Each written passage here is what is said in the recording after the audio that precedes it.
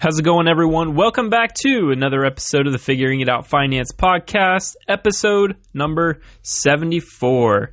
This is Chris Rickenbaugh, your host, and this is the Figuring It Out Finance podcast, where I am documenting my journey in real estate and business while also talking a bit about travel hacking and personal finance. So I do classify myself as a real estate investor, so a buy, sell, trying to pick up subject to opportunities, seller finance opportunities, and starting to look into small businesses. So I'm a little bit all over the place, and I probably need to narrow that down, but that's just the overall view on what I do if you've never listened before. So if you want to stay up to date on everything that I'm doing, go check out figuringitoutfinance.com or find me on YouTube, TikTok, or Instagram at Figuring It Out Finance, where you can stay up to date daily on what I'm doing because I post every single day. So, jumping into today's episode, this is something that I've been looking at in my market specifically because, I'm seeing a ton of houses on the market right now, and anybody I'm around, they start to talk about houses as, oh, well, the market's terrible. Oh, well, houses aren't moving. It's like, all right, first off, these people aren't in real estate, so they don't exactly know what's going on. And these are people trying to sell their homes way above what they're worth. So going through some of the houses and talking to different people, what they're asking for is probably about $50,000 or more over than what the house is actually worth. So for people to try and sell their house at top value, there's some of the different things that they need to do, because this is what I'm coming in and doing as a flipper. It's like, okay, here's something that you haven't done. Here's what we need to improve, and this is why we can do this for this price and then sell it at a higher price. So if the seller would just do that themselves, and there's programs like Coldwell Banker, if you're going to sell your house, they have a system to where you can improve your home to be able to get that top value. So I just wanted to break down a couple of the things that I see that really just need improved as I'm going through Zillow, and why your house might be sitting on the market for a little bit longer than you want, or it's just not selling. So let me go over these three things, and the last one is probably going to be the biggest. So starting off is going to be the interior paint. So I've come across quite a few houses on Zillow. It's a beautiful house on the outside, the flooring's nice, and you see the pictures of the inside, and the living room, it's pretty solid. Nothing crazy, gray walls, light gray. And then you get into the rooms and it's like red, blue, pink, some weird colors. And if you're trying to sell the home at top value, every single room needs to look uniform. Because as a buyer, what they're trying to do is they're trying to buy a house that they have to come in and they don't have to do anything. So they're not wanting to look at how to paint. They're not trying to imagine, how can I use this room? So the seller, when we're talking to them, they're saying, oh, well, somebody can use the home for this. So they can use this little extra half room for this. It's like that seller is not thinking of that as they walk through. They're imagining their own type of, canvas to paint on. So we need to be able to give them, a blank canvas. So all of these rooms need to look uniform on the paint. So that's where you're losing value. That could easily be over $10,000 that you're cutting on your value, which is, true. It's not just my opinion, but you're losing over $10,000 probably if all these rooms are different colors, if you have a weird paint color, because you're not selling to you. You're selling to a completely different person who is looking for their own thing. So, unless that person has a weird thing where they want different colors and they can put some work into it, fine. But if you're trying to sell at the top value to a end buyer who is not looking to do anything to the property, you need to be doing these things, such as having all the rooms uniform, painted, nice paint, not just, slap it on there. It looks bad and nice. It needs to be nice, even paint throughout the entire home to all look like the same home. So that is why the interior paint is so big, because you could easily be losing about $10,000 just off of that interior paint. So, and just for an example, we were actually looking at this on a home. We were going to give them a cash option. The only thing they needed to do was paint, and it would have raised their value over $20,000. But just because they didn't have the things painted, and it was kind of like a weird reddish, it took off a lot of value on the home to where we could almost come in and put in a cash offer. So moving on here, number 2 is going to be the landscaping and the exterior. So a lot of people, say for the older homes, you need new updated siding to be able to sell at that top value. So I have a couple houses around me to where, older homes, pretty rough, and they're trying to say they can get, $250,000 for this home just because the home, a couple doors down, brand new, remodeled, sold at this number. It's like, no, they say, oh no, my house doesn't need anything. It's fine. Somebody can do this. It's like, no, you need to have all new if you're going to sell at that top value. You're not going to be able to get $250,000 if that's what the brand new house, completely remodeled, sold for next door. If yours needs new windows, new siding, new paint on the siding, pressure washed, you're not going to be able to get those things. So I'm going to, kind of exclude like the roof and the windows. I'm just going to talk about very simple things that you can be doing.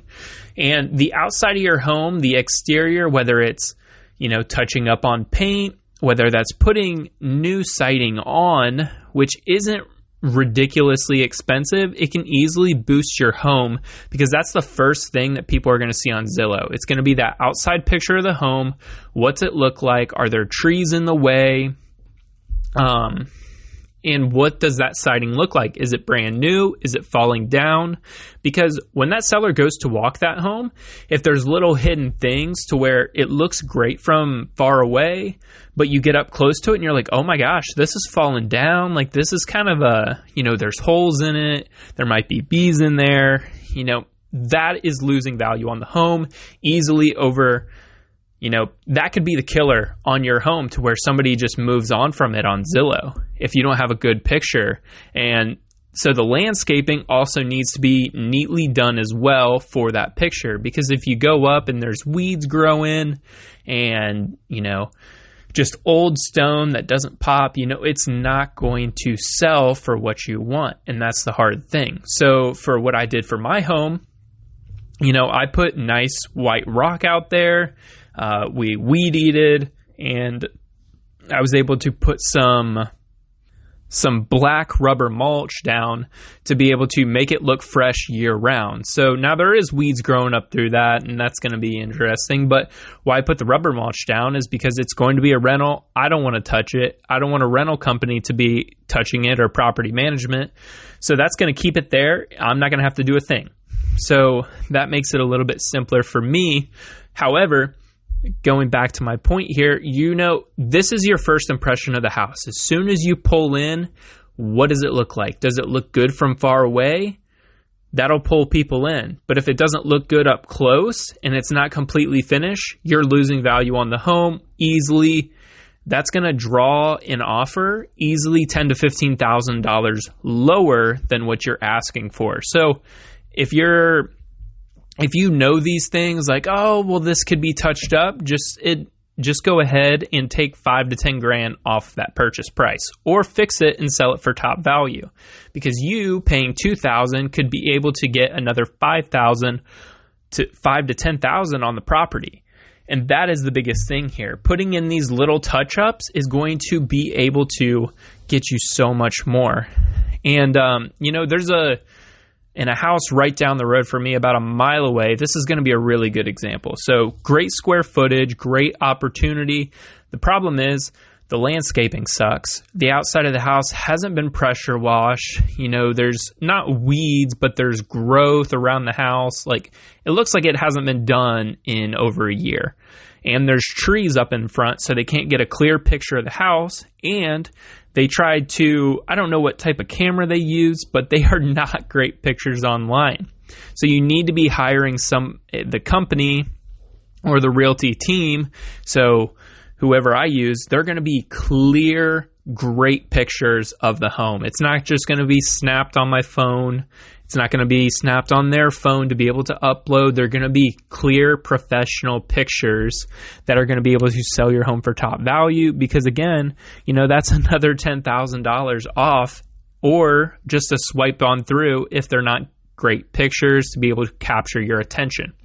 So those are the big things, but once you get through those, so the interior paint, because that's going to be a big one when you're scrolling through Zillow, and then the exterior when you actually pull up to the house. So if you get this buyer into the house, what are their eyes going to go to? Well, first, I already covered that. That's going to be the interior paint. Does it all look uniform? Does it scare you?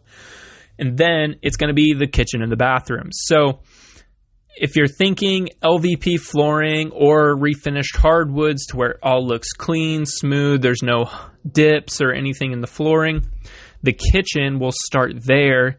If you have wooden cabinets that are in good condition, have been refinished, there's no cuts or scrapes or, bad hinges, if you haven't let me say this, if you haven't updated your cabinets in the last 10 to 15 years, you're probably going to have to get them redone. You want nice brand new handles on them. So what we've been doing is we basically just tear out the kitchen and put in a new one because it's going to look all brand new. If you're just throwing a coat of paint on wooden cabinets, easily losing value. If you're painting over cabinets to where it looks good in a picture, but as soon as you get up there and there's lines in it and it's very clear that you just painted over it, easily losing $15,000 to $20,000 in value just because it's not brand new, and that gives the buyer the heebie-jeebies on, oh, well, if they're covering this up, what was the condition before? Because they're obviously old cabinets. Are they falling apart?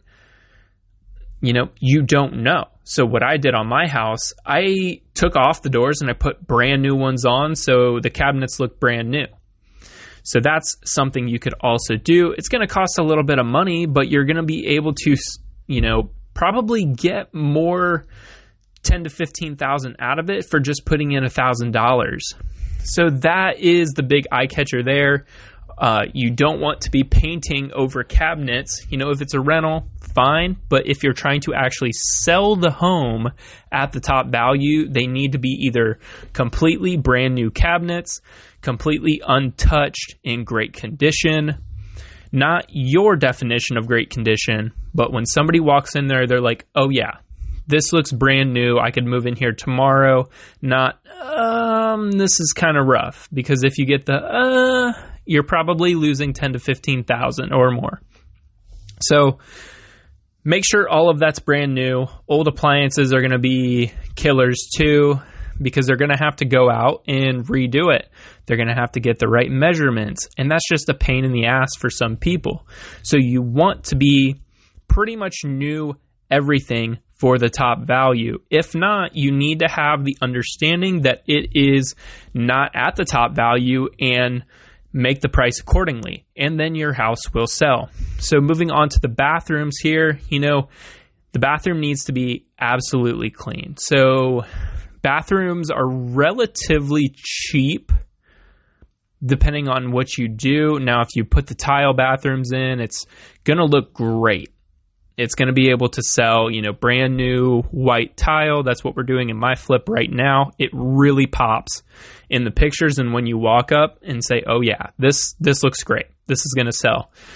So if your bathroom isn't top notch, pretty much brand new, the kitchen and the bathrooms are the big killers of the home, because this is where, you want it to be clean. You want it to be nice. So If it's old appliances, you want to put the new faucet on, the new shower head, something that's going to pop and be brand new, not something you found at a garage sale and got a deal on. Same with fans. That's another big one. So what you want to be doing there is you want either a brand new, like the wraparound shower tub, a brand new tub that's going to cost money, but you could also put $6,000 into this, make it brand new, hire somebody out, and then that's going to be able to sell your house for a lot more, because a bad bathroom, that's an easy killer on your home, and you could be losing quite a bit of money. So my main point in all of this is that if you have a brand new home, you're going to be able to sell that at top value. If it's an older home, maybe let's just say 20 years old, maybe a little bit less, a little bit there. If you're saying, well, if this needs touched up, you're losing value on the home, and you need to have that price accordingly, and the agent should be doing that. If a home's brand new remodeled home sold next to you for $250,000, your home is a spitting image, just older and needs some updates, your home is not going to be able to sell at $250,000. You're probably looking closer to $200,000 because of those little touch-ups. So just, $5,000 to $10,000 worth of work, you're going to be able to push that up to probably around $240,000. You're going to be able to get your monies back out of it. So that's the big thing there. You need to have realistic expectations, because you're selling to somebody who wants to come in and do nothing, or if they are looking for value add, they'll buy as is and then put their money into it. But then the home needs to be priced accordingly to where somebody can come in and do that. Not make a profit, but just be able to be a little bit realistic. This is going to help the negotiation, but I hope you can take these tips with the interior paint and the exterior landscaping, and then making your kitchen and bathroom look as new as possible without cutting corners. So no painting cabinets, unless it's professionally done and looks brand new. And the bathroom needs to be very, very clean and updated. No old shower, plastic wraparound. If you do that, take it out, make it brand new. It's going to be able to sell a lot more, or sell for a lot more for a cheap touch-up. So that is my spiel on tips to sell your home at top value. I might do a little bit more of this and a little bit more of a breakdown, but this is just a lot of what I'm seeing in my market, because people are trying to sell, $50,000 over what it's really worth. If they did these touch-ups, they're probably going to get that price. So I might end up doing a series on this and go a little bit further in depth on what I'm doing on my properties, maybe some that I've walked, but this is some tips to sell your home at top value. This was episode number 74 of the Figuring It Out Finance podcast. I'll be back on Monday updating on flip number 2 and where I'm going from here. So this is Chris Rickenbaugh signing off. We'll see you on Monday.